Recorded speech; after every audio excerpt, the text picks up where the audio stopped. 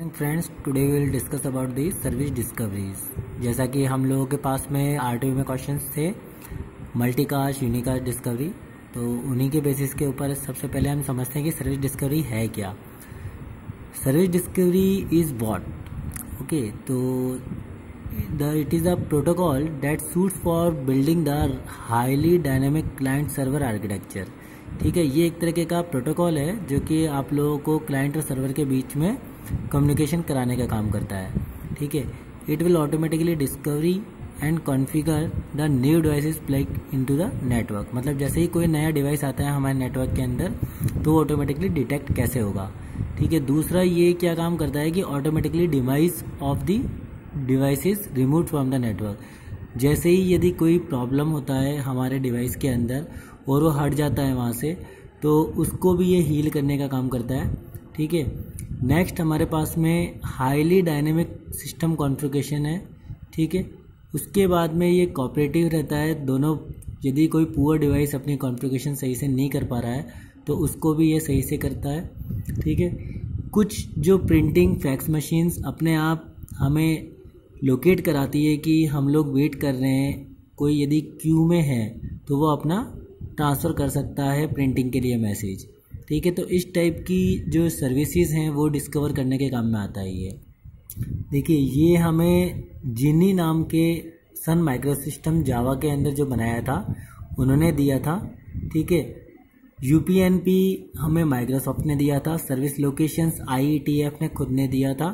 ठीक है, तो नेक्स्ट हम सर्विस डिस्कवरीज की कैपेबिलिटीज़ देख लेते हैं। यहाँ पर देखिए हमारे पास में जो प्रोटोकॉल सूट्स हैं वो मेरे पास में प्रोवाइड कर रहा है ability to advertise the available services, मतलब कौन कौन सी सर्विसेज अवेलेबल हैं।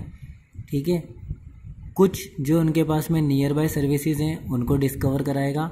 कुछ जो उसकी एब्स्ट्रैक्शन लेयर के ऊपर, जैसे किसी ने पूछ लिया कि I just need a printer, ठीक है, किसी यूज़र ने, तो वो उसके लिए आप लोगों को डिफ़ाइन कर रहा है। अब देखिए, जैसा कि मैंने आप लोगों को बताया था कि यूनिकास्ट डिस्कवरी यदि आता है हमारे पास में तो वो एक्चुअल में होता क्या है, एक क्लाइंट और एक हमारा लुकअप सर्वर। ठीक है, तो ये दोनों क्या काम करते रहते हैं कि एक दूसरे से इंटरेक्शन का काम करते हैं। तो यहाँ पर जो क्लाइंट होता है it allows the direct connection to a non lookup server, मतलब डायरेक्ट कनेक्शन होता है लुकअप सर्वर के पास में। ठीक है, ये TCP कनेक्शन होता है, हमेशा कनेक्शन ओरिएंटेड कनेक्शन होगा। ठीक है, अब इसके अंदर क्या है, लुकअप सर्वर सेंड करता रहता है एक इंस्टेंस जो कि सर्विस रजिस्ट्रार का काम करता है यहाँ पर।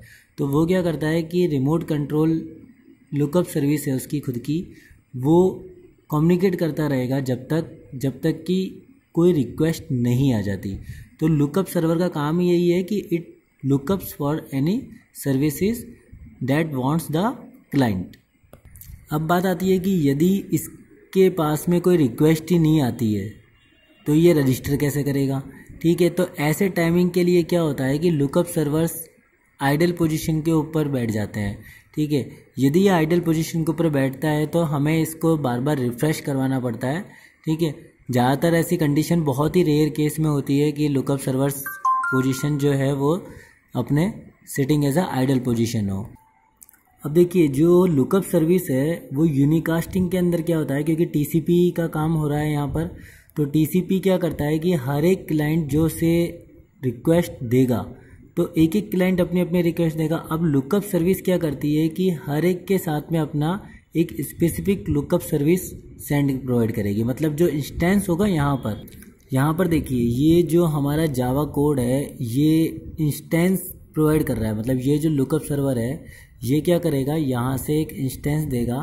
ठीक है, वो सर्विस रजिस्ट्रार वाला इंस्टेंस जो कि क्या लुकअप करेगा कि अब जो क्लाइंट है, जैसे क्लाइंट A है, क्लाइंट A ने क्या रिक्वेस्ट डिमांड करना चाहता है तो उसे बोलेगा कि आपके पास में कोई काम है क्या। इसी तरीके से B के पास में पूछेगा कि lookup for anything you want. ठीक है, तो हर एक से अलग अलग रिक्वेस्ट जाएगी। अब यहाँ पर क्या हो रहा है कि हर एक का लुकअप सर्वर एक अलग ही थ्रेड बना करके भेजता है, क्योंकि एक एक का कनेक्शन एक एक से देखना है, तो इसलिए यूनिकास्टिंग हो गया। ठीक है।